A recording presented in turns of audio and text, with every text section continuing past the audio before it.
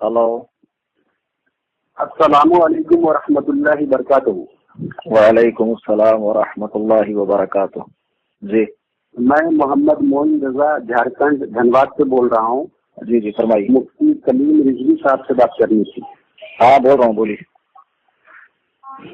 حضرت ایک سوال یہ ہے جی کہ ایک وہابی ہم سے پوچھ رہا ہے جی کہ یہ عقیدہ رکھنا جی کیا ولی اللہ اور نبی اور ولی سے اس دنیا میں جانے کے بعد ان سے مدد مانگنا شرک ہے، حرام ہے، بدعت ہے؟ اس کے بارے میں تھوڑا سا جانکاری چاہیے تھا۔ دیکھو ایسا ہے معین بھائی کہ قرآن و سنت کی روشنی میں انبیاء علیہ السلام، اولیاء کرام سے مدد مانگنا جائز ہے، اس عقیدے کے ساتھ میں کہ حقیقی مدد اللہ تبارک و تعالیٰ کرتا ہے اور یہ لوگ اس کی عطا سے مدد کرتے ہیں۔ اب وہ دنیا میں حیات ہوں یا دنیا سے تشریف لے جائیں، تو چونکہ وہ دنیا سے تشریف لے جانے کے بعد بھی اپنے قبور میں زندہ ہیں، تو دنیا میں بھی اور دنیا سے تشریف لے جانے کے بعد بھی ان سے مدد طلب کرنا جائز ہے، اور اس کے منع ہونے پر نہ کہیں قرآن میں آیت کریمہ موجود ہے، نہ کوئی حدیث پاک ہے۔ اور اس سلسلے میں الحمدللہ ان سے مدد مانگنے پر جو یہ وہابی دیوبندی بکتے ہیں کہ معاذ اللہ غیر اللہ سے مانگنا شرک ہے، غیر اللہ سے مانگنا شرک ہے، یہ لوگ قرآن حدیث پڑھے نہیں، اگر پڑھتے تو اس قسم کی بکواس نہیں کرتے۔ اب دیکھو ایک جگہ سورہ صف میں آیت نمبر 14 ہے، قال عیسی ابن مریم للحواریین من انصاری الی اللہ قال الحواریون نحن انصار اللہ۔ حضرت عیسیٰ علیہ السلام جو بنی اسرائیل کی طرف نبی ہو کر تشریف لائے تھے، وہ اپنے حواریوں سے کہتے ہیں کون ہے جو اللہ کی طرف میری مدد کرے؟ تو ان کے جو حواری تھے انہوں نے کہا ہم اللہ کے دین کے مددگار ہیں۔ اب اگر غیر اللہ سے مدد مانگنا شرک ہے تو وہابی ذہن کے حساب سے حضرت عیسیٰ نے تو شرک کر دیا۔ سمجھ رہے ہیں بات آپ؟ حضرت عیسیٰ علیہ السلام نے اپنے حواریوں سے مدد طلب کی، تو اب یہ تو وہابی ذہن کے حساب سے شرک ہو گیا۔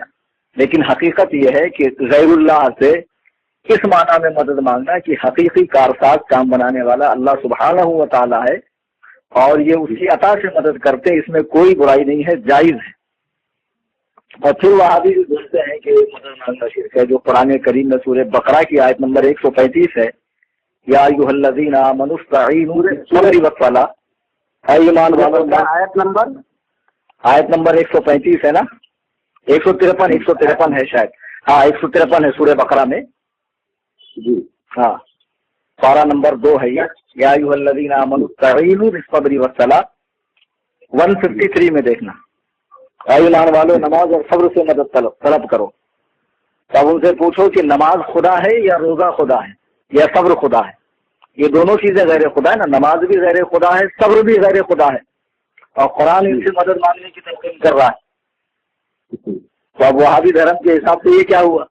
اور ایک جگہ اس سے بھی زیادہ واضح طور پر سورہ مائدہ کی آیت نمبر 55 دیکھیے گا، چھٹے پارے میں سورہ مائدہ، انما ولیکم اللہ ورسولہ والذین آمنوا، تمہارا مددگار اللہ تعالیٰ، اس کے رسول اور ایمان والے ہیں۔ یہاں بتایا گیا کہ اللہ تعالیٰ مدد کرتا ہے، اس کے رسول مدد کرتے ہیں اور ایمان والے مدد کرتے ہیں۔ تو اگر ان سے مدد طلب کرنا ہی حرام ہے تو قرآن کیوں کہہ رہا ہے کہ وہ مدد کرتے ہیں؟ اور جب وہ مدد کرتے ہیں تبھی تو ہم ان سے مدد طلب کرتے ہیں۔ جی جی جی جی بہت بہتر۔ تو وہابی دیوبندیوں کا اس بارے میں کیا کہنا ہے؟ اب رہا کہ وفات کے بعد مدد کرتے ہیں یا نہیں، تو ایک بات یہ یاد رکھیں کہ انبیاء علیہ السلام کی جو دنیاوی زندگی، اس سے بہت بڑھ کر ان کی برزخی زندگی ہے، اور پوری امت کے علماء کا اجماع ہے کہ حضور پاک علیہ الصلوۃ والسلام اپنی قبر انور میں حقیقی حیات کے ساتھ زندہ ہیں، سمجھے؟ اب حضور پاک علیہ الصلوۃ والسلام کا وہ معراج شریف کا مشہور واقعہ ہے کہ آپ تشریف لے گئے، معراج میں 50 نمازوں کا تحفہ دیا گیا، واپسی ہوئی، حضرت موسیٰ سے چوتھے آسمان سے ملاقات ہوئی تھی، یہ سنا ہوگا نا آپ نے؟ جی تو صحیح بخاری میں باب المعراج دیکھیے گا، صحیح بخاری اگر ہوں گی تو اس میں حضور فرماتے ہیں فریضت علی 50 صلاۃ کل یوم، کہ ہر دن کے لیے مجھ پر 50 नमाजें फर्ज हुई। फिर हजरत मूसा की बार बार गुजारिश पर हुजूर अल्लाह की बारगाह में 9 मरतबा तशरीफ ले गए, तो अल्लाह ने 50 में से 45 कम करके 5 नमाजें रखी। तो अब अगर बादे वफात मदद नहीं करते तो हजरत मूसा ने हुजूर पाक अलैहिस्सलातु वस्सलाम के लिए इस उम्मत की मदद की है या नहीं? हमारी मदद की या नहीं बादे वफात? अगर वो मदद ना करते हमारी तो हमको कितनी नमाजें पढ़नी पड़ती? जो नमाजें पढ़ पढ़ के शामी कबाब बनाते वहाबी देवबंदी या अकल के अंधे शक्ल के गंदे देव के बंदे वहाबड़े, ये बहुत बड़े नमाजी बने घूमते हैं, तो उनको 50 नमाजें पढ़नी पड़ती है। हजरत मूसा का करम है कि उन्होंने हमारी मदद फरमाई। अब एक तो ये सही बुखारी की हदीस है, इससे मालूम पड़ा कि अंबिया अलैहिमुस्सलाम दुनिया से तशरीफ ले जाने के बाद भी मदद करते हैं। अब वो सही मुस्लिम बुखारी के बाद जो दर्जा है वो सही मुस्लिम का है। तो सही मुस्लिम में हजरत अबू हुरैरा की रिवायत है, आन अबी हुरैरा क़ाल रसूलुल्लाह सल्लल्लाहु अलैहि वसल्लम वल्लाहु फी औनिल अब्दी मा कान अल अब्दु फी औनि अखीह। हजरत अबू हुरैरा कहते हैं कि रसूलुल्लाह सल्लल्लाहु अलैहि वसल्लम ने फरमाया, अल्लाह ताला उस वक्त तक बंदे की मदद करता है जब तक बंदा अपने मुसलमान भाई की मदद करता है। यानी एक मुसलमान जब दूसरे मुसलमान की मदद करे तो अल्लाह ताला भी उसकी मदद करता है।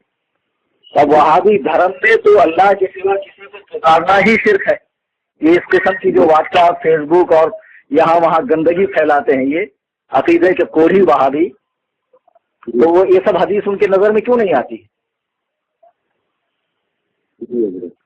आपको क्या मैसेज भेजा था उसने, किसी ने? जी।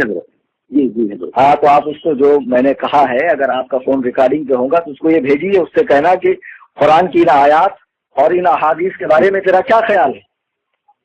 तो अब वहाबी देवबंदियों का फर्ज है कि वो हमें ऐसी सरीह आयात दिखाएं जिसका ये माना हो कि अंबिया और औलिया से भी मदद मांगना हराम है। वो आयत जो बुतों के हक में नाजिल हुई, वो आयतों को अल्लाह वालों पे फिट करना, ये इन खारजियों की जो है ये खास निशानी, हदीस पाक में इनकी एक निशानी बताई गई है कि अहलुल्लाह पे ऐसी आयत फिट करेंगे जो बुतों के हक में नाजिल हुई।